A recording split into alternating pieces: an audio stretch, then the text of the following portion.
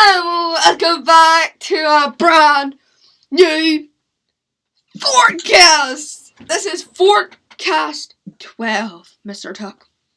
Fortcast 12. Hello. So,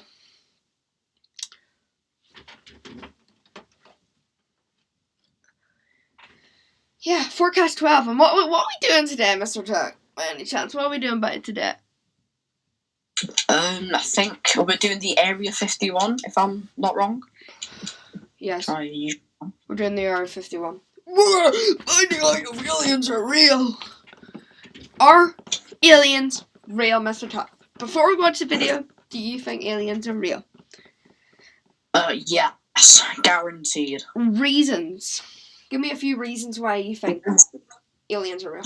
There's a million universes out there, and a lot of those universes are just like practically copies of us.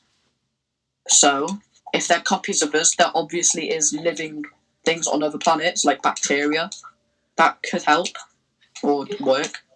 You are right. Like that is totally right. That you know what I mean. I need a new trim, don't I? Fresh cut. A new trim. I need a new fresh cut. I got a fresh cut soon, probably next week. But yeah, okay. So, before I do I think aliens are real? Yes, I do. I agree on most of your basically all your reasons you just said there, and I said like we've only discovered around like 5% of the planet. Same with the water. We've only discovered 5% of water so there's 95% unsolved. You know what I mean? So there's so much other creatures that could be living out there. Same as space. You know what I mean? Yeah. Like, not all of it's been discovered. It will never will all be discovered because there's so much of it. It's just impossible. Yeah, the only time it gets discovered is probably at like the end of the universe. Probably. The end of Maybe not even that. Because it's that big. And plus, if not, they would find themselves in a black hole. You know what I mean? I mean, yeah, black hole leads you to like the other side of the galaxy. I know. Or no, do you not know what a black hole does? Well, I know that, but yeah, it leads you away, like somewhere random. No, it doesn't leave you somewhere random. You just stay in there. You die. You just get old. Nothing happens. Literally, you just no. If you manage to survive through it, it takes you somewhere else.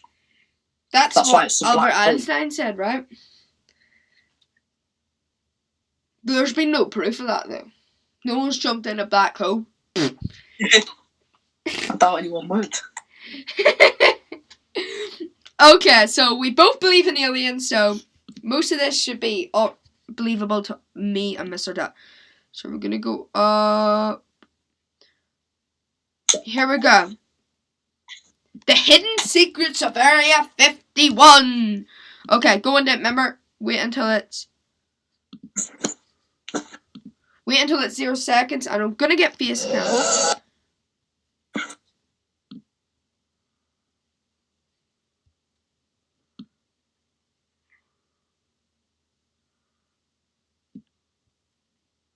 Okay. I'm on it. Right, you ready? I might actually not be able to get face cam for this one. I'll try and get it all sorted for next time, guys. Okay, are you ready? 3, 2, 1, go. Unsolved. This week on the season premiere of BuzzFeed Unsolved, we investigate Area 51 as part of our ongoing investigation into the question, are aliens real? Kind of weird to hear me say aliens instead of ghosts. Huh? Yeah, have you said that before? This may be the Bro, what's the chances the last podcast we recorded was about ghosts? That is true. This is the day that people have gathered together and decided it's a good idea to advance on Area 51. I guess. And speaking of which, if you're watching this now expecting to see footage the of us at the raid, abduction of Barney and Betty Hill, because, we have to watch that. We like our head on our shoulders too much. A couple of fancy boys like us, you think we're going to be out there in the desert marching around?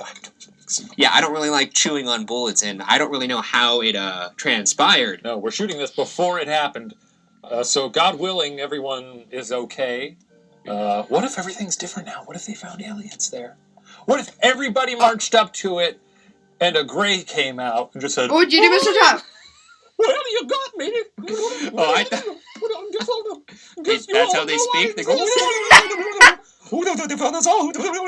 They touch their nipples? Yeah, it'd be cool. Anyway, so that's probably how it went. This is going to be a stupid episode. I think so. On November 26th, Oh. 1954, Alan Dulles, the director of the Central Intelligence Agency, entrusted his special assistant, Richard Bissell, to lead a very secret program with the code Mr. name Talk. Aquatone. Love a code name. As far as code names my- go, though, Aquatone. Pretty cool. What? No! What would you have called it? Stop it. Stop it. Stop it. Don't go down there. Okay, that's better. Okay, what would you have called it? You're too satisfied with the bit here. I got 10 on there. Yeah, you lost yourself. What about purple nerd? What is this video? Purple nerdball. Yeah, because then people are going to get too wrapped up, things like, what could that possibly be? What could that possibly be? Actually, this feels pretty nice. Holy shit. It was the beginning of the Cold War. Mr. Talk. Aquatone's mission was to Yeah. build a high-altitude Are you reconnaissance seeing aircraft that could fly over the Soviet Yeah. Union undetected. The plane would need to fly higher than any other plane had flown before, and the team would need to put it together in complete secrecy. That aircraft came to be known as the U-2. The U2. You could fly really higher than any other aircraft before it. I feel like being up that high, you might get a little, vertigo! Oh yeah, if there's any man who knows how to be higher than any other man, it's Bono, baby. It's a good What a U2. It's U2 stuff. Yeah. Once built, the team needed to find somewhere they could test the aircraft without being discovered. On April 12th, 1955, Bissell, along with Air Force officer Colonel Osmond Oh, Rickland, Mr. Talk. Clarence Kelly Johnson of Lockheed Skunk Works Division, Yeah. and Lockheed test pilot Tony LeVere surveyed options in the sparsely populated deserts of the American West.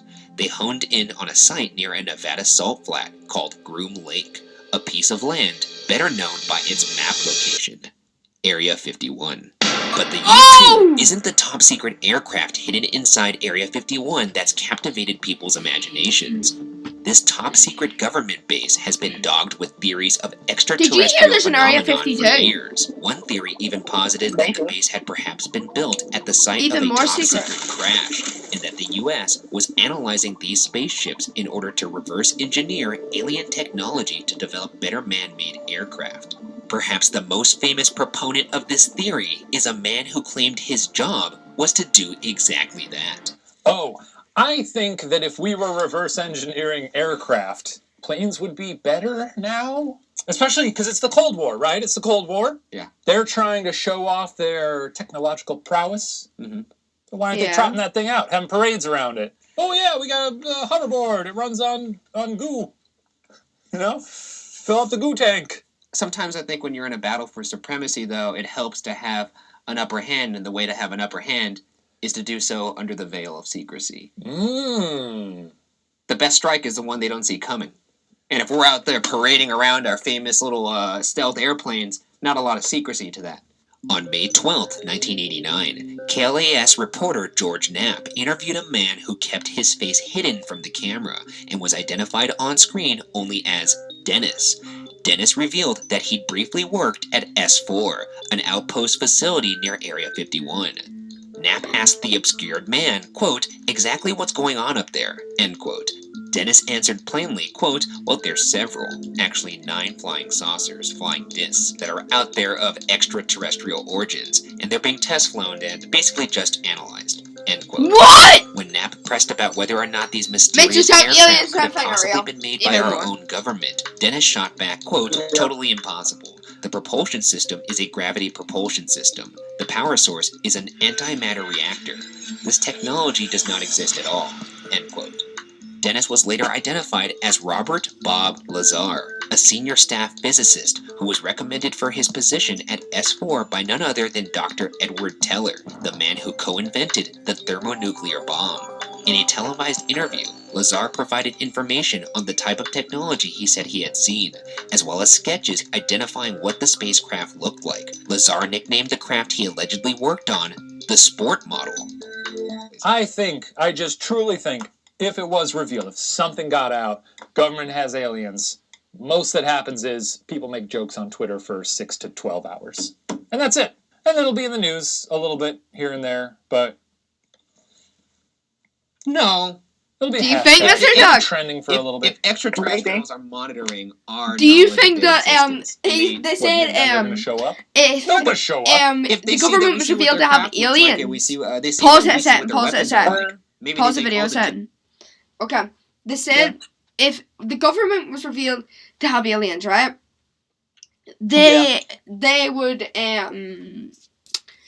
it would just be trending on Twitter for 6 to 12 hours and maybe on the news for a bit and then just stop. Would that be true, do you think? I think it would. Maybe. I think it would. Trending on Twitter and be like, boom, okay, we don't care no more. You know what I mean? All this excitement and it's just like, boom, we don't care. It's gone. Okay, are you in 629? Yep. Alright, 3, 2, 1, play. Jigs up. I don't think anybody wants to spend any time here. So they just blow it up. Oh, well. Like- If that happens, who cares? I care, because I live here. Yeah, but then everyone's dead, so nothing matters. And that's kind of cool. I mean, what a privilege it You would be. sound like a movie villain right now. Lazar said he was motivated to show his face and give his true name in the later interviews to ensure his safety. Quote, insurance is the true motivation behind this, end quote.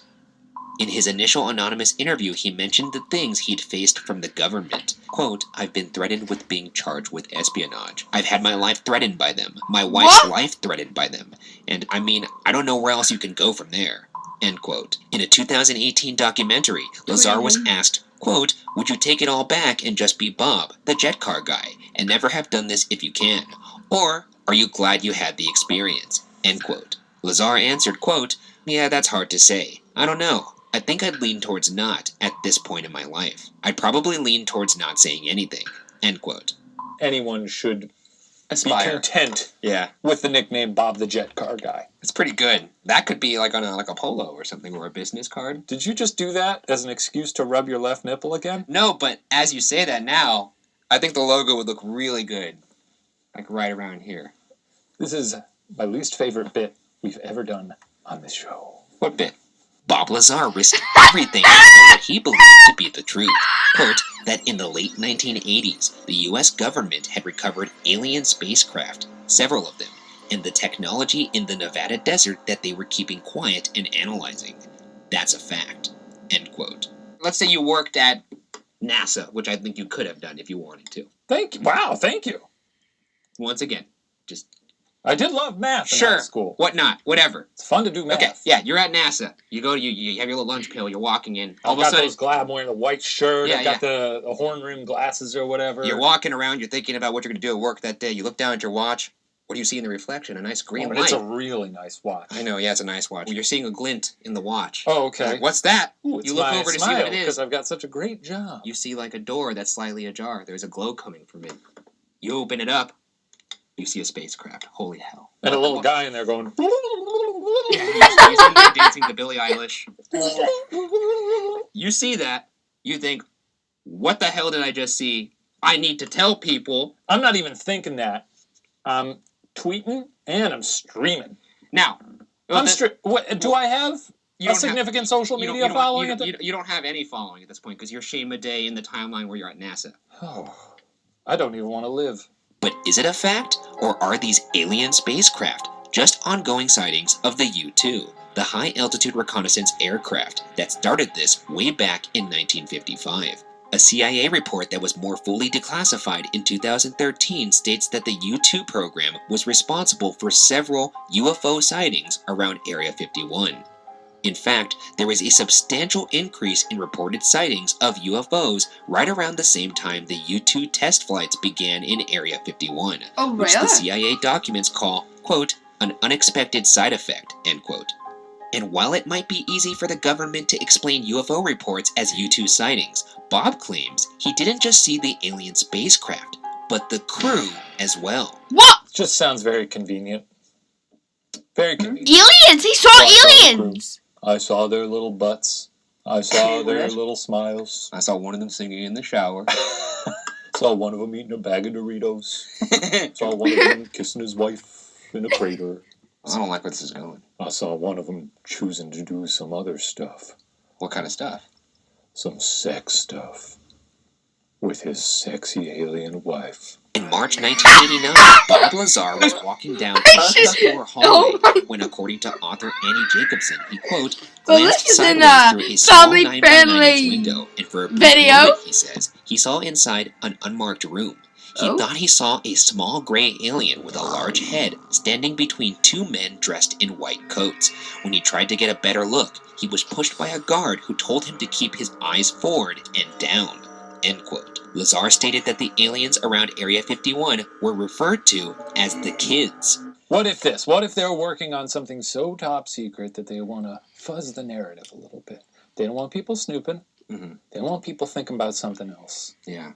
So they put, funny little alien in a room. Oh, fake alien. You drop here. Let someone see it. Oh, there's aliens there. Everyone start talking about aliens. Meanwhile, they're over here working on, they found the Fountain of Youth or something. They distract from one hysteria by adding another hysteria? Well, it's certainly taken control of the narrative, hasn't it? They're fuzzing the narrative. Yeah, but it's still having the same effect. They're putting more fuzz on that peach, but it's still spilling out plenty of juice. Why'd you turn into someone from New Jersey? Still spilling out plenty of juice. It's still the same. It's a fuzzy one, It's but the- it's still got plenty of juice. There's still a mess on your hands is what I'm getting at. But if the flying saucers and small gray aliens weren't enough to compel Knapp to believe Lazar, it could have been the totally impossible technology that started emerging in the marketplace. Technology that Lazar recognized as alien. In one early interview, Lazar describes a hand scanner that used some kind of advanced technology which he claims could grant him and other employees access to S4. In the 2018 documentary Bob Lazar, Area 51 and Flying Saucers, Lazar is shown a now declassified photo of such a device, called an Identimat, used in the F-117 program. Lazar confirmed it was the device he used back in the 80s. Hands? Yeah, that's pretty weak. I mean, first off, you gotta understand escalation, Bob. So when you say spaceship, oh, wow, aliens in the spaceship, holy smokes! Yeah. They had a hand scanner, too, that, was pretty sweet. They, scanned your hand, you could go in the door. You didn't have to have a badge. I'm not listening to you anymore, Bob. No, we've landed on the moon, Bob. You start with hand scanner, then work your way up to the spaceship, and then to the aliens. This was that, what year did he say they were? He said I saw that in the 80s. 20 years after we landed on the moon. Yeah. Not great. But according to Lazar, it was what was fueling these flying saucers that intrigued S4 the most. Lazar said, quote, I was given a demonstration on how it worked, things that it did, the physics of it. The thing they were most interested in is duplicating the reactors without using this element 115, which is of course impossible. End quote. Maybe not as impossible as Lazar once thought. When Lazar reported that they were working with something called element 115 back in the 80s, it didn't exist on the periodic table. He explained that the spacecraft used element 115 as its fuel because it could actually produce its own gravity. Reverse engineering this alien fuel was what S4 was most interested in. Element 115 has since been created by Russian scientists in the early 2000s and reported as confirmed in 2013, when Swedish chemists replicated the element at the GSI Helmholtz Center in Germany. Now called Moscovium, element 115 is extremely heavy and highly unstable. So far, laboratory experiments have only been able to reproduce it for about a second or less at a time. Aliens and all that stuff aside, what we do have here is a definitive discovery of a new element, which is pretty sweet. That's cool. Yeah. I thought as a science guy you would appreciate that. Yeah, it's neat. I mean, they're only able to replicate it a second at a time, but... Not very handy. Well, I mean, because we don't have the tech yet. It's unstable. But I will say it's interesting to say the least, and it certainly doesn't hurt the extraterrestrial conversation. No. I'm just saying I'm coming at this from a pragmatic way. So the scientists who produced it in Russia... Yes. They didn't say, like, oh, we're trying to reproduce this alien goo. Well, I imagine it's probably hard to get funding for something saying, oh, we want to recreate alien goo. Yeah. Much easier to be like, yeah, we need to make more element 115. And they're like, okay, I'll write the check. Despite the narrative and all that stuff, if we were able to make an element that could produce its own gravity, that would open us up to vehicles that were anti-gravity. True. And essentially, flying cars would now be a reality. Yeah, I'd love it. You'd get a new Pixar film. Sure. I'll do a little more research on this on my own time, see how it stacks up. Don't you touch my case file ever again. Get your...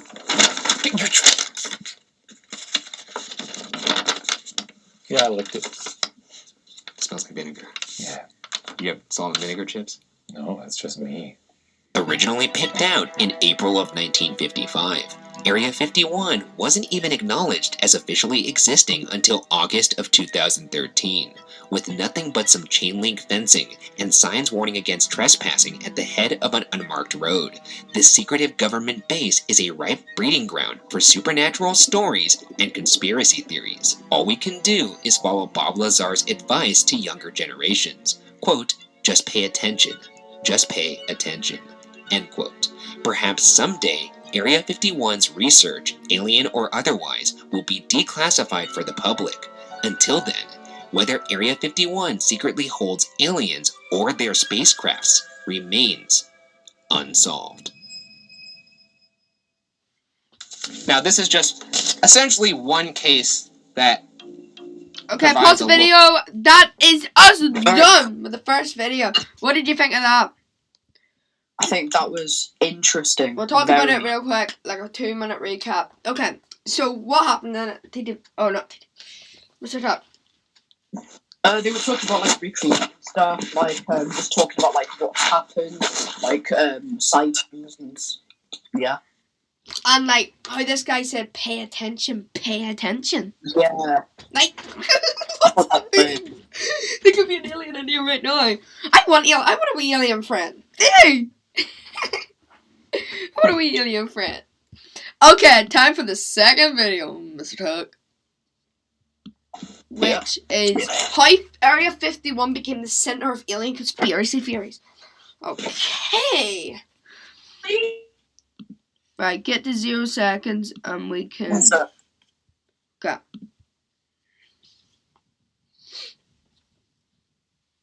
I'll just watch this video about Mr. Tuck because it's a 2-minute video and then we can go on the next one.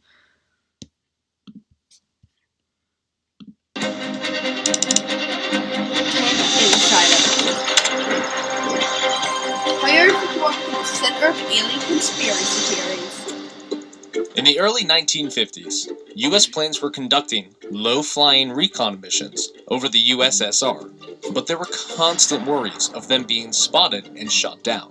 So, in 1954, President Eisenhower authorized the development of a top-secret, high-altitude recon aircraft, dubbed Project Aquatone. The program required a remote location that wasn't easily accessible to civilians or spies.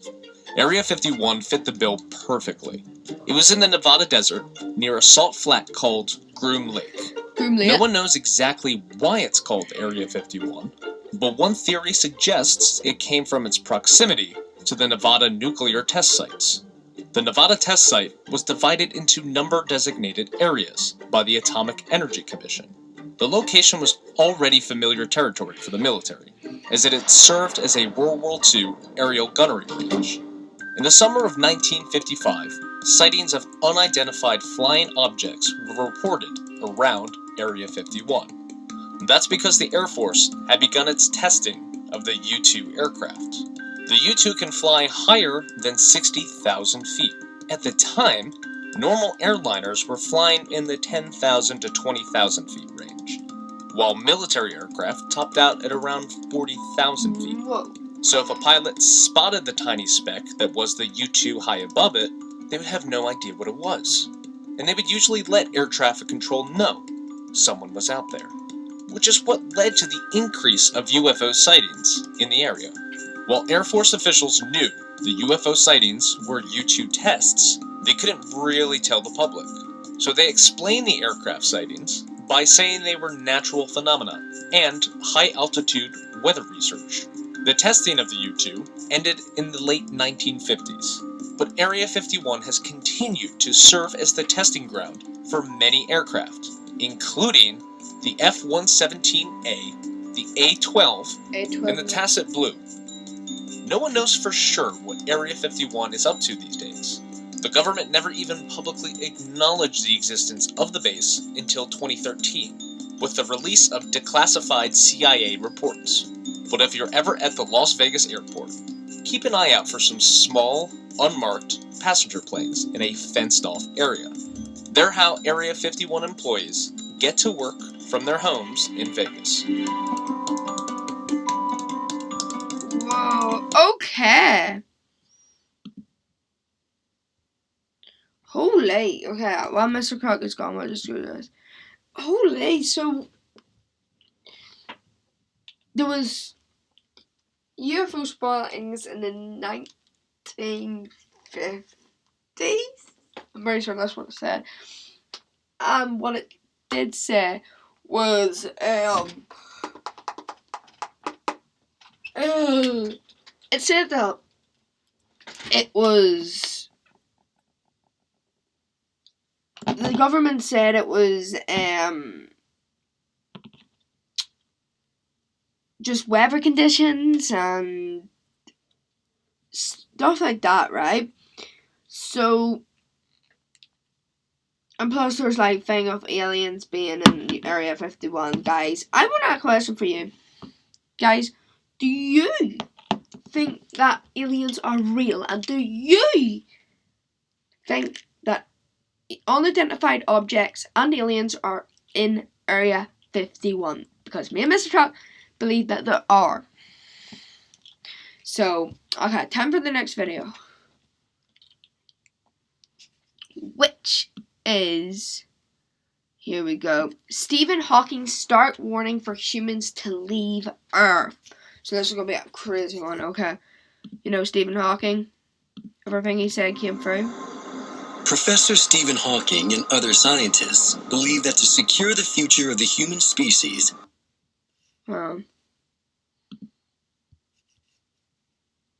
we must colonize another planet. Okay. To stay, risks annihilation. It could be an asteroid hitting the Earth. It could be a new virus, climate change, nuclear war, artificial intelligence gone rogue. We can, and must, use our curiosity and intelligence to look to the stars. We must do it now before humanity is overtaken by Wait, some a virus! disaster He was... that we can neither COVID-19. anticipate nor control. For humans to survive, we need to find a planet that's rocky and about the same size and density as the Earth, so that its gravity will be similar to our own. Then, the crucial thing we need to sustain life is liquid water at the surface.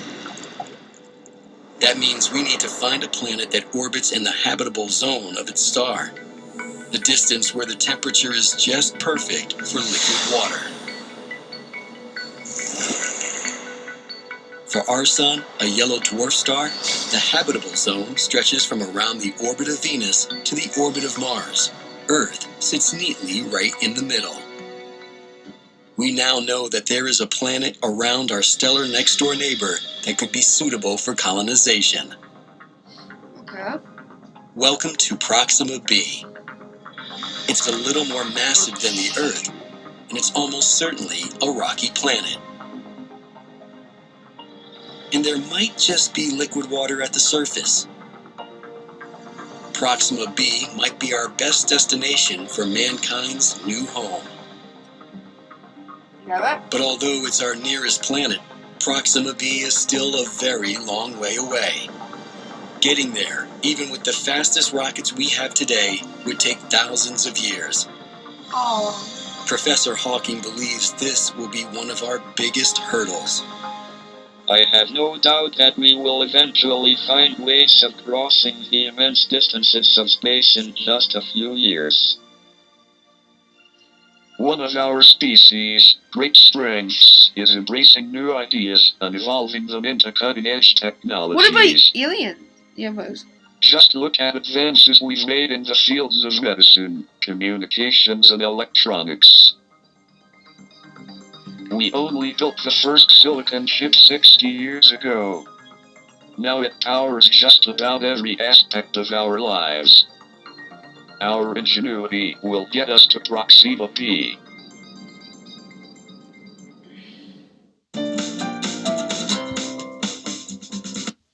Oh my goodness, Stephen Hawking's warning for humans to leave Earth. Jeez. We got one more video, which is what secrets does Area 51 hold? Which is the last video of this Fortcast, and we're gonna get into it.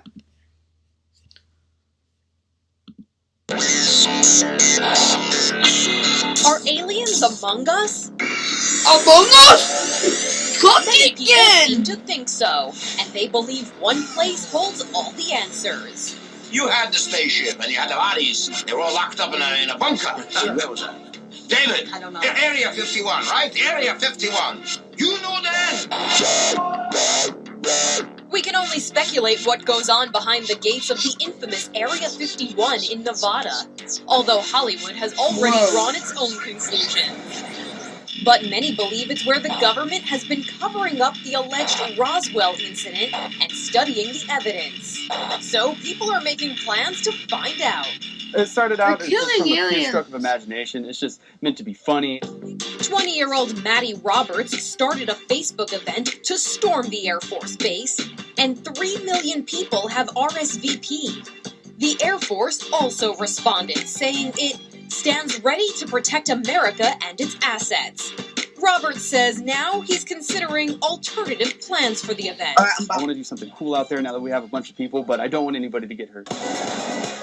If the Area 51 event doesn't pan out, there are plenty of other potential alien encounters. For some, sightings of mysterious flying objects are automatically assumed to be alien spacecraft. Yeah, we could just be thinking something. Like this incident, where a man recorded a What's up, Mr. Chuck? slow-moving object flying over a lake in North Carolina. This is a spacecraft. I'm on Jason the Swing took the video and said it what seemed to be secrets does Area hovering 51 over the hold lake. at 1 minute? I'll Many pause it and people wait for backed you to him get up back. 1 minute and 43 seconds in. You there, Mr. Chuck? Yep. Alright, yeah. Yeah, I'm there. What secrets does Area 51 hold? And we're at 1 minute and 43 seconds. I was thinking of reacting to maybe one more video. What do you think? Alright, I'm there. Okay, okay, you ready? 143, yeah? Right. 3, 2, 1, go. After he posted it to social media. But their theory was soon discarded when Goodyear announced that it was actually one of their famous blimps covering a NASCAR race. But what about this aircraft? Whoa! U.S. fighter pilots training in Florida reported seeing a whole fleet of these unidentified flying objects. Inside Edition's Stephen Fabian spoke with a former government official about what the objects could be.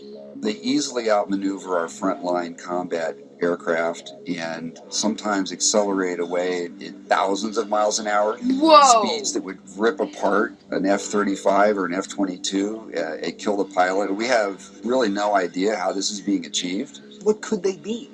Yeah, great question. So we all want to know. Here's something else we all want to know. Did aliens crash land in New Mexico back in 1947? Something crashed. Evidence shows that probably it was an extraterrestrial craft.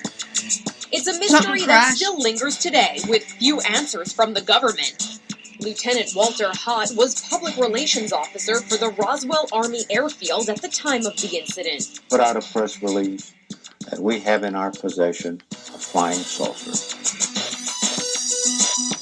Phones were ringing as if the world was coming to an end. Everybody wanted to know all the details about this flying disc that we had in our possession. The military later backtracked, saying what they recorded was a hot air balloon. But that didn't stop people in the town from talking about their own experiences that night. A mortician in the town says he was summoned to the airbase on the night of the crash by a nurse. She screamed, said, "Glenn, get out of here as fast as you can." Glenn Dennis's conversations with the nurse were dramatized in the TV movie Roswell. I saw the bodies. What bodies? They were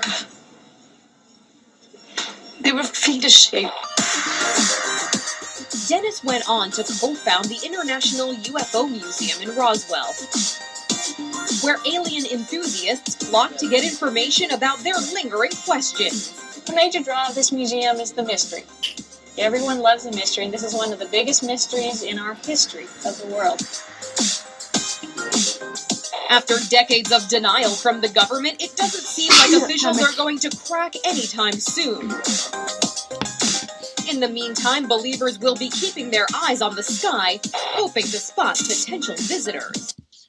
Okay. So, Mr. Tuck.